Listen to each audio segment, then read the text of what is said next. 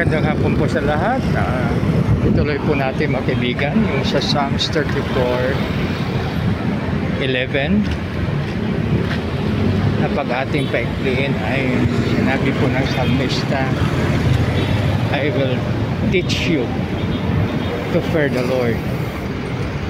Sa Magandang Balita version ay nakalagay na halika kayo mga kaibigan at tuturuan po kayo kasi Yahweh ay dapat sundin at igalang. Tapos pag sa Hiligaynon o kaya sa Ilonggo, pwede tayo silingan, dali kamo diri mga abyan ko kay tuduan ko kamo nga si Yahweh dapat naton sundon pag dapat naton respeto. So sa tatlong lingwahe, English, Tagalog, Hiligaynon. So mas maganda na yung mga version doon ay ating i-compare. Kasi pag halimbawa na tatlong version ang ating kinompare o kaya kinonsider, maganda po siya, no? Ibig sabihin maganda yung kanyang epekto. So dahil ito ay makatulong sa bawat isa sa atin,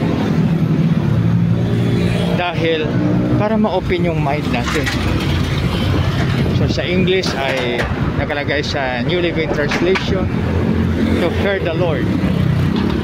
Sa Magandang Balita naman ay na si Yahweh ay dapat sundin at igalang. So ano siya, no? Tapos sa Ilonggo na dari kamo mga abyan ko kay tuduan ko kamo kasi Yahweh dapat sundon kag respeto. So yan mga kaibigan, no? So advantage talaga pag hindi lang isang version yung ating anuhin, no? Yung ating i-compare. Mas maganda po talaga na sobra sa isa, dalawa o tatlo. So iba, alam mo po na mayroong mga ngaral na minsan 5 version kanilang kanilang binibigyan ng konsiderasyon, no? So ibig sabihin na lalong lalawak kasi ang pagpan sa word kasi po mabibigyan ay depende sa panahon. May mga parang evolution ng mga salita, no? So tulad ng salita na maraming nagalit po yung pag sinabi natin na housemaid o ano ba yun, katulong Pilipina, no? So parang naano nila, kaya depende po sa panahon. I-research ko po mamaya yan, bagong word, no? Tapos tulad yung word na selfie. Ang selfie parang English siya, parang Tagalog rin, no? Parang ibig sabihin na pag sinabi, mag-selfie tayo, no? Pero hindi ko alam kung English word yan o kaya Tagalog word. Pero parang English word po yan, pero ginagamit ng mga dating mga Pilipino, no? Selfie. O sige, mag-selfie po tayo. So yan po mga kaibigan. Kaya ang word ay na-i-improve o na-develop.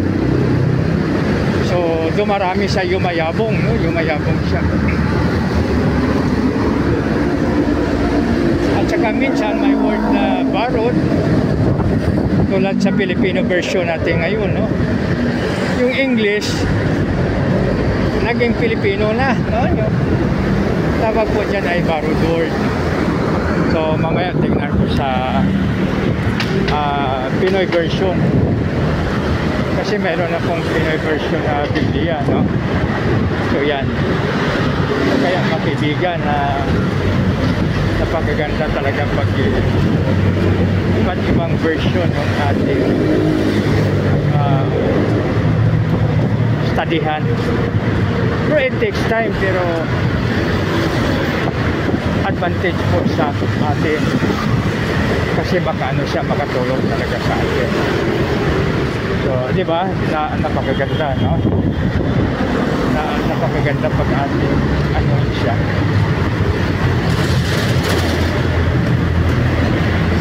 So, ang sabi dito ay I will teach you to fear the Lord. Yan, no? Fear the Lord.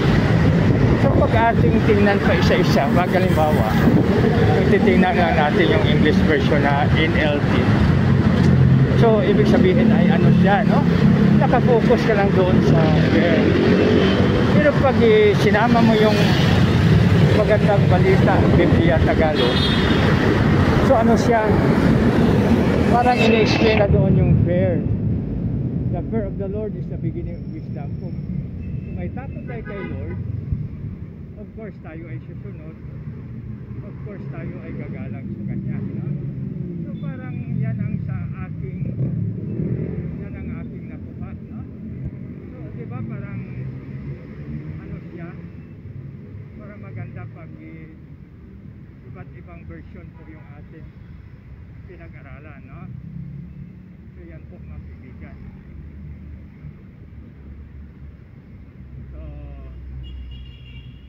Teach you. I will teach you to fear the Lord. Sabi na ating salmista doon sa NLT. Magandang balita naman. Tuturuan ko kayo na si Yahweh ay dapat sundin at igalang. Sa iligay ng version, tuturuan ko kamo na si Yahweh dapat sundon sa respeto. So, dito makikita.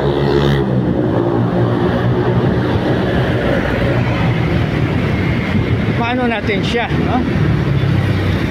Madali natin siya maintindihan kung sobra sa isang version yung ating titingnan, yung ating gagamitin. Malaking tulong po sa bawat isa sa atin talaga. So dahil paano ka, no? Parang ma-widen yung horizon ng ating isip. So dahil sa iba't ibang version na ating gagamitin, kaya maganda po siya. So napakaganda pag yan po ang ating gagamitin, no? So maring bukas kukuha tayo ng Cebuano version, Ilocano, Espanyol, at saka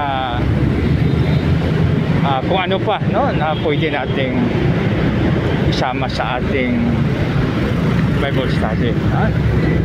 So mga kaibigan, yun ang pinakamaganda.